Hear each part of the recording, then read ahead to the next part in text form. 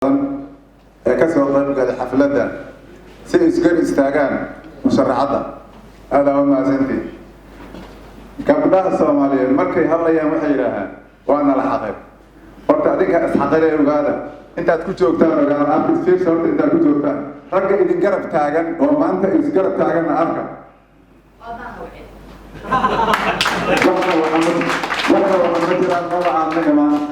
gabdhaha alla isgarab taagan gabadha musharaxada oo soo istaagtay waa inaad garab istaagtaan haddaad tihiin gabdhaha Soomaaliyeed intiina kalimaad dhammaan waa gabdhaha Soomaaliyeed intaas waxaan leeyahay horta gabdhaha mar walba idaacadaha ka hadloo yiraa ragga waa naxaqare lidima xaqare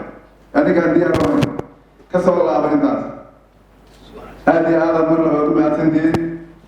farxad weyn maanta waxaan inaan ka soo qayb galo kubashaan sharafta badan oo qiimaha badan oo dhammaan dadka bulshada ka kooban nooc walba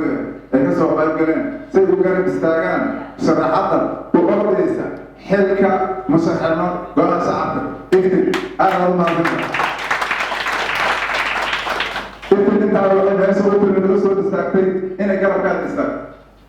ilaa iyo waxay u taagan yihiin inay garabkaad istaagaan oo ku garab istaagaan adiga waxaan ku leedahay sida hore ugu duceeyay qaarka ku yiri Allah buusa shanad ku yiri Allah ka jiro marka aad iyo aad u mahadsantiin alla garab istaago alla dhiirigeliyo waxaan rabaa ergo fiican oo aad u sharaf badan oo gabadha doonata in loo agaasimo oo loo qaadiyo waa rabaa